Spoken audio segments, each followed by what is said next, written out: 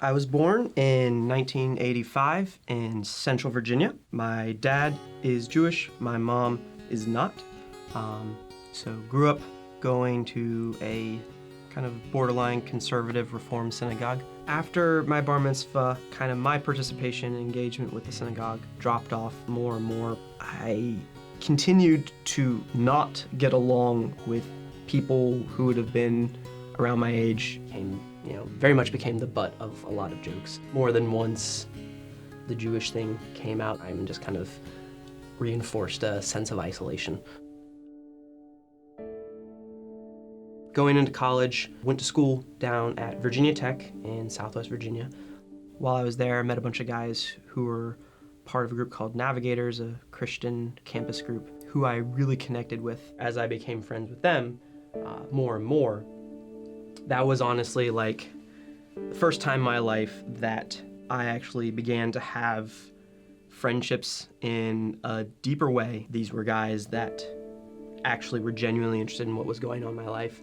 Through the next couple years, I actually really wanted to have nothing to do with Jesus. It wasn't something where I got to know these guys and a light went off and anything like that. One guy named David asked me what it was that I believe. I'm a Jew, Jews are God's chosen people.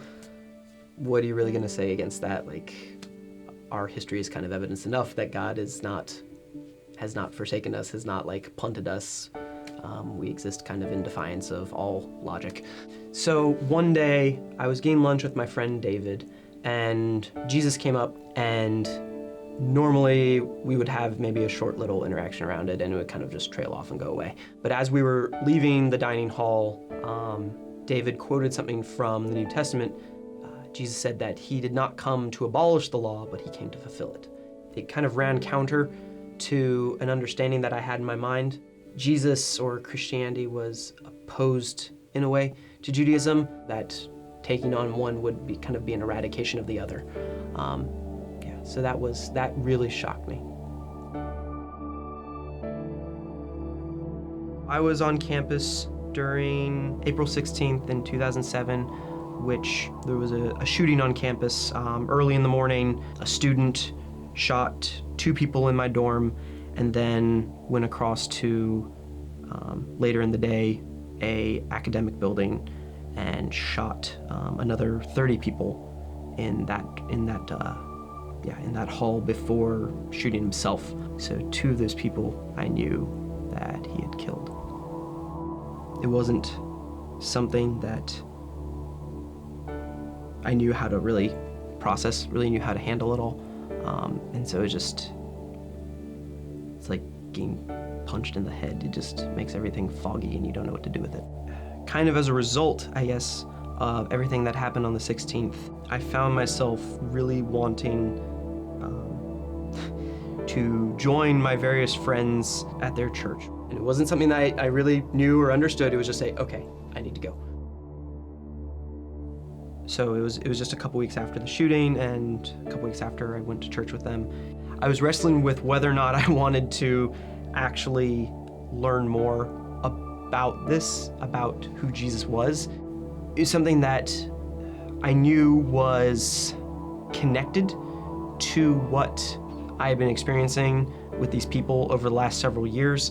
I knew it was connected to that, but it was just, honestly, I was afraid. And there was a little internal civil war, I guess you could say, going on, where I felt very strongly like I needed to talk to my roommate Charlie about Christianity. The guy who helped lead the Christian group that he was a part of on campus, he said that he would be more than happy to get together with me and talk about it if we wanted to.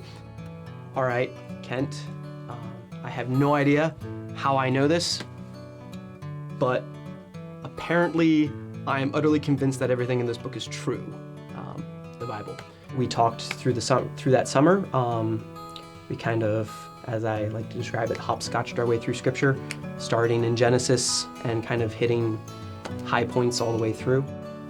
And as we talked about things and read stuff, conviction that I had kind of going into those conversations was backed up more and more by fact out of the Bible.